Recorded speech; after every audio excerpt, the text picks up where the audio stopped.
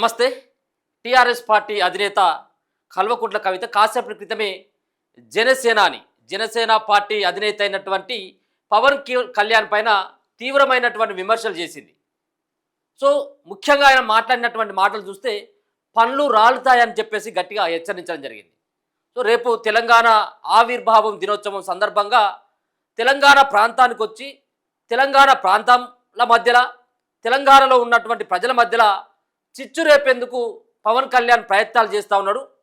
ఇప్పటికే చాలామంది మేధావులని అరెస్ట్ చేసేందుకు ప్రయత్నం చేసిండు. అక్కడ పాషం యాదగిరి కావచ్చు, అలాగే ప్రొఫెసర్ నాగేశ్వరరావు కావచ్చు, వీళ్ళందరినీ అరెస్ట్ చేసేందుకు ఇక్కడ తెలంగాణలో ఉన్నటువంటి ఆంధ్ర ఏజెంట్ ఎవరైతే ఉన్నారో, అంటే ఆంధ్ర ఏజెంట్ మీన్స్ ముఖ్యమంత్రి రేవంత్ రెడ్డిని పట్టుకొని ఆంధ్ర ఏజెంట్ ఇక్కడ ముఖ్యమంత్రిగా ఉన్నాడు కాబట్టి ఆయన అండదండలతోటి ఇవాళ తెలంగాణ అస్తిత్వాన్ని దెబ్బకొట్టేందుకు పవన్ కళ్యాణ్ ప్రయత్నాలు చేస్తూ ఉన్నాడు. తెలంగాణని నవనిర్మాణం చేస్తామని. సో తెలంగాణ నవనిర్మాణం చేయాల్సినటువంటి అవసరం ఆయనకెందుకు వచ్చింది? ఒకవేళ కనుక మీకు చేతనైనట్టయితుంటే అమరావతిని మీరు మంచిగా కట్టుకోండి. రాజధానిని సైతం కూడా నిర్మించుకోలేనటువంటి స్థితిలో ఉన్నటువంటి పక్క రాష్ట్రమైనటువంటి ఆంధ్ర డిప్యూటీ సీఎం అయినటువంటి పవన్ కళ్యాణ్ మీరు ఆ దిశగా ప్రయత్నాలు చేస్తే బాగుంటుంది తప్పించి ఇలా తెలంగాణ పైన ఎనలేనటువంటి ప్రేమ చూపేటటువంటి ఒక ప్రయత్నం చేస్తే ఖబర్దార్ అని చెప్పేసి కల్వకుంట్ల కవిత వార్నింగ్ ఇవ్వడం జరిగింది. ఆమె కాదు, మరో పక్కన అధికార కాంగ్రెస్ పార్టీ అయినటువంటి పొన్నం ప్రభాకర్ సైతం కూడా తనదైనటువంటి శైలిలో విమర్శలు చేయడం జరిగింది. ఒకవేళ పీకాలనుకున్నట్టయితుంటే అమరావతిలో పీక్కున్నట్టయితుంటే ఇక్కడ తెలంగాణలో పీకేది ఏమి లేదని చెప్పేసి గట్టిని ఆయన కూడా హెచ్చరించడం జరిగింది. నిజంగా ఈ విషయంలో కల్వకుంట్ల కవితని అప్రిషియేట్ చేయాల్సినటువంటి అవసరం ఉన్నది. ఎవరు కూడా మాట్లాడలేదు. ఇంత గట్టిగా పవన్ కళ్యాణ్ సంబంధించినటువంటి అభిమానులు కావచ్చు, పవన్ కళ్యాణ్ సంబంధించినటువంటి జనసేన పార్టీ నాయకులు కావచ్చు, సో వాళ్ళు ఈ విధమైనటువంటి దండయాత్ర చేస్తూ ఉంటే తెలంగాణ పౌరుల పైన, తెలంగాణ జర్నలిస్టుల పైన, తెలంగాణ మేధావుల పైన ఈ విధమైనటువంటి మాటలతోటి దాడులు చేస్తూ ఉంటే, భూములు కబ్జాలు పెడతా ఉంటే ఏ ఒక్క నాయకుడు కూడా మాట్లాడాల. ఏ పార్టీకి సంబంధించినటువంటి వాళ్ళు కూడా ఖండించలేదు. కానీ కవిత ఖండించింది. ఈ విషయంలో ఖచ్చితంగా కవితకు 100 మార్క్స్ ఇవ్వాల్సిందే. ఇక్కడ ఉంది టీఆర్ఎస్ పార్టీ 2.0. ఒకసారి మా పార్టీతో పెట్టుకుంటే తెలంగాణ రాష్ట్రాన్ని సాధించడం, మరోసారి పెట్టుకున్నట్టయితుంటే పనులు రాలుతాయని చెప్పేసి గట్టిగా హెచ్చరించినటువంటి సందర్భం కనబడతా ఉన్నది. సో మరి పవన్ కళ్యాణ్ రేపు దేనికోసం వస్తూ ఉన్నాడో తెలియదు. ఆయన సభ ఎక్కడ పెడతాడో తెలియదు.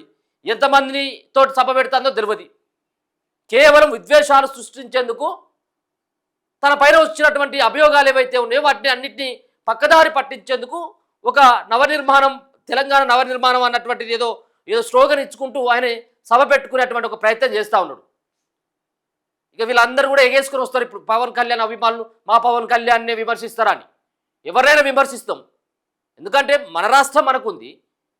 సో మన రాష్ట్రంలో పక్క రాష్ట్రానికి సంబంధించినటువంటి, పొరుగు రాష్ట్రానికి సంబంధించినటువంటి వ్యక్తుల యొక్క పెత్తనం ఏంది? దీనిపైన ఖచ్చితంగా అందరూ కూడా మాట్లాడాల్సిన అవసరం ఉన్నది. దానిలో కవిత తెలంగాణకు సంబంధించినటువంటి ప్రాంతంలో ఆంధ్ర విగ్రహాలు ఏంది అంటూ కూడా ఆమె నిలదీసినటువంటి ఆ పరిస్థితి ఉంది. ఒకసారి ఆమె ఏం మాట్లాడిందో ఒకసారి విన్న తర్వాత మిగతా విషయాలు మాట్లాడుకునేటువంటి ప్రయత్నం చేద్దాం.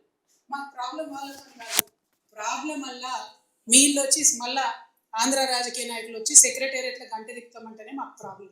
అది రానియం. పవన్ కళ్యాణ్ గారు ఆయన మీద ప్రొఫెసర్ నాగేశ్వరరావు గారు ఒక మాట మాట్లాడారు.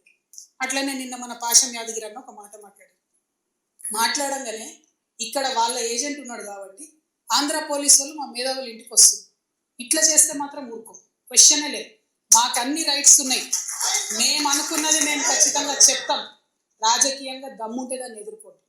మీ కాడ రాజధాని కట్టుకున్నాడు రాదు శాత కాదు, కానీ ఇడికి వచ్చాక తెలంగాణ నవనిర్మాణం చేస్తాం. మా పని మేము చేసుకుంటాం, మా నిర్మాణం మేము చేసుకుంటాం, మా కథలు మేము పడతాం. రాష్ట్రం విడిపోయింది, ప్రజలు విడిపోలే. మీరు ప్రజల మధ్యలో చిచ్చు పెట్టకండి. చిచ్చు పెడితే మాట్లాడేటోళ్ళు లేరు, ఊరుకుంటోళ్ళు లేరు అనుకుంటున్నాము. ఇగో ఈ జెండా రాకముందు లెక్క వేరే, ఇప్పుడు లెక్క వేరే. టీఆర్ఎస్ 2.0 ఇక్కడ పెట్టుకుంటే మాత్రం మంచిగా ఉండదు. ఇది వరకు ఒకసారి పెట్టుకున్నారు, రాష్ట్రం వచ్చింది. ఈసారి మూతి పనులు రాలి పడతాయి. కాబట్టి మీరు మా ప్రజల్ని తక్కువ చేసి మాట్లాడడం, మా మేధావుల మీద చేయాలనుకోవడం, లేనిపోని సాంస్కృతిక పెత్తనం మా మీద రుద్దాలనుకోవడం, మీకు అక్కడ రాజధాని కట్టుకోవడం చేతగాక మీ పొలిటికల్ పంచాయతీలను తీసుకొచ్చి మా మీద రుద్దడం. ముందు మీ రాజధాని కట్టుకోండి, మా జిహెచ్ఎంసీ ఎన్నికలలో పోటీ చేసే విషయం మీరు మళ్ళీ ఆలోచించండి. మా జిహెచ్ఎంసీలో ఇక్కడ సెటిల్ అయ్యి ఇక్కడ ఉన్నటువంటి ఆంధ్ర బిడ్డలు మా వాళ్ళు.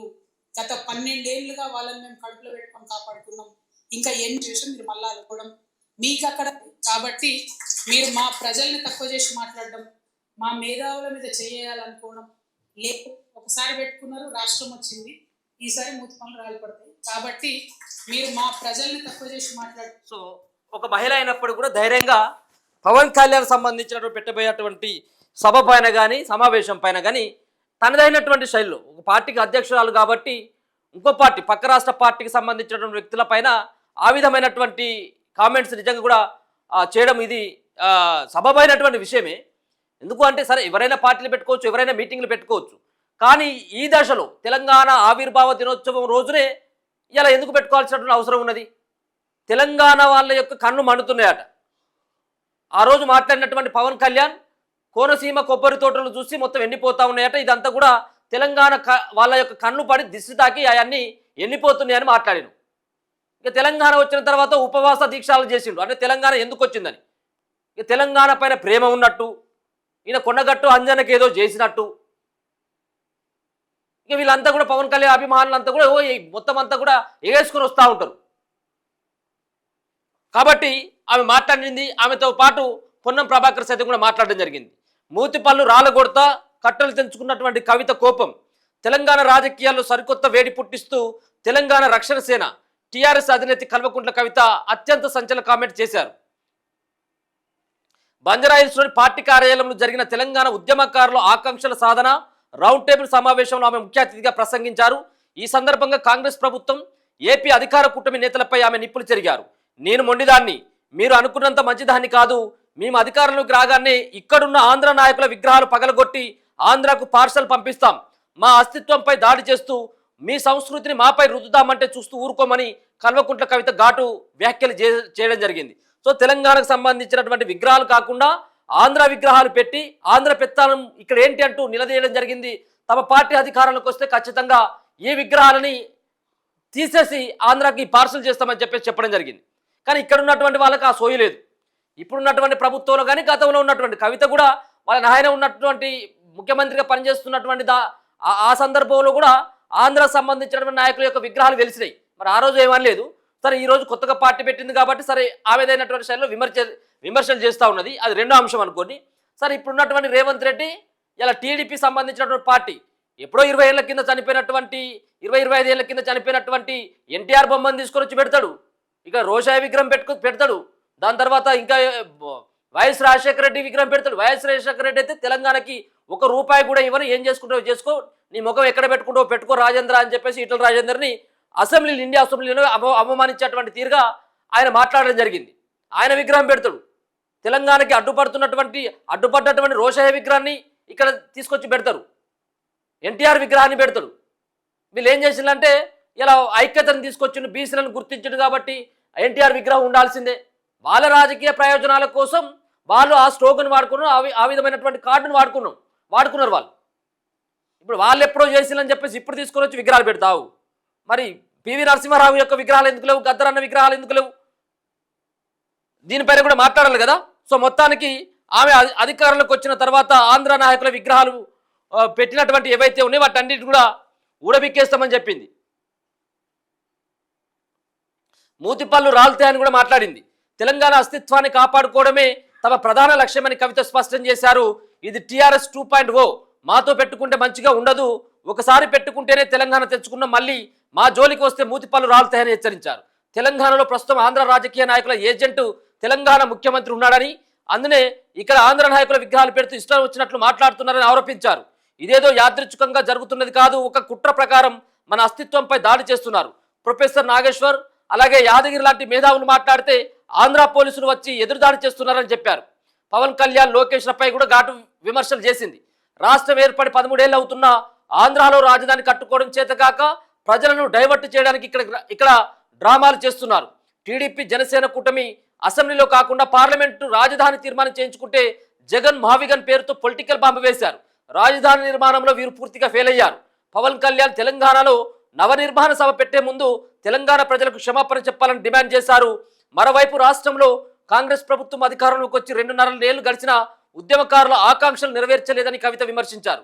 కమిటీల పేరుతో కాలయాపన చేస్తున్నారని, రేపటి తెలంగాణ ఆవిర్భావ దినోత్సవం సందర్భంగా ముఖ్యమంత్రి ఉద్యమకారుల హామీలపై స్పష్టమైనటువంటి ఒక ప్రకటన చేయాలని చెప్పేసి ఆమె డిమాండ్ చేసినటువంటి ఒక సందర్భం అయితే కనబడతా ఉంది. మొత్తానికైతే తెలంగాణ పైన జరుగుతున్నటువంటి ఏదైతే దాడి ఉందో, అస్తిత్వం పైన, ఆత్మగౌరవం పైన దాడి జరుగుతూ ఉందో, ఈ దాడిని ఖండించాల్సినటువంటి అవసరం ఉన్నది. ఇలా ఆంధ్ర సంబంధించినటువంటి నాయకుల చేతిలో తెలంగాణ యొక్క పరిపాలన నడుస్తున్నట్టుగా, తెలంగాణ ప్రాంతం యొక్క ప్రజలపైన ఆంధ్ర నాయకుల యొక్క ఆధిపత్యమే నడుస్తున్నట్టుగా, పెత్తందారుల యొక్క పెత్తనమే ఇక్కడ నడుస్తున్నట్టుగా స్పష్టంగా అర్థమవుతా ఉంది. ముఖ్యంగా రేవంత్ రెడ్డి తెలంగాణ రాష్ట్రంలో అధికారంలోకి వచ్చిన తర్వాత, ముఖ్యమంత్రిగా ఆయన అధికారాన్ని చేపట్టిన తర్వాత ఈయన మావాడే అన్నటువంటి తీరుగా ఇక్కడ సెటిలర్స్, ముఖ్యంగా ఆంధ్రాకు సంబంధించిన వాళ్ళంతా కూడా వాళ్ళు ఓన్ చేసుకోవడం జరిగింది. ఈయన మావాడే అంటే మావాడే అంటే మీన్స్ చంద్రబాబు యొక్క శిష్యుడని పేరు ఉంది కదా, రాజకీయ గురువుగా ఆయనకు ఓనమాలు దిద్దింది చంద్రబాబు అని చెప్పేసి రేవంత్ రెడ్డి ఏ విధంగానైతే చెప్తాడో, సో గురువు కన్నుసన్నల్లోనే తెలంగాణ ప్రాంతంలో పరిపాలన సాగుతుందని చాలామంది మేధావులు మాట్లాడుతూ ఉన్నారు. ఇప్పుడు చంద్రబాబు అండ్ పవన్ కళ్యాణ్ కూటమిగా ఏర్పడినటువంటి ప్రభుత్వం కాబట్టి ఇక్కడ తెలంగాణలో పవన్ కళ్యాణ్ ఏం మాట్లాడినా చెల్తుంది, చంద్రబాబు ఏం చేసినా చెల్తుంది. వాళ్ళు మన అస్తిత్వం పైన మన పైన ఏ విధమైనటువంటి భౌతిక దాడులు చేసినా కానీ మనం భరించాల్సినట్టే.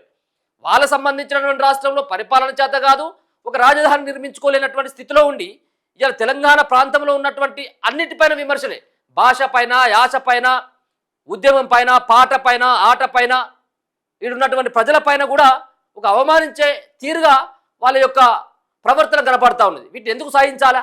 రాష్ట్రాలు విడిపోయినాయి, మీ పరిపాలన మీరు చేసుకోవాల్సింది, మా పరిపాలన మీరే చేసుకోవాల్సినటువంటి అవసరం ఉన్నది. సో తెలంగాణకు వాళ్ళు రావద్దని చెప్పేసి ఎవరు కూడా చెప్పట్లా, కానీ వచ్చినటువంటి వాళ్ళు వాళ్ళ పనింద వాళ్ళు చూసుకోవాల్సి తప్పించి ఇక్కడ ఉన్నటువంటి వాళ్ళని అవమానించేటువంటి తీరుగా మాట్లాడడం సరైనటువంటి కాదు అనేది మరోసారి చెప్తూనే, తెలంగాణలో కవిత టీఆర్ఎస్ పార్టీ అధినేత్రి తెలంగాణలో పవన్ కళ్యాణ్ పర్యటన సందర్భంగా చాలా ఘాటైనటువంటి విమర్శలు చేసినటువంటి పరిస్థితి కనబడతా ఉంది. చూస్తూనే ఉండండి మన తొలి వెలుగు.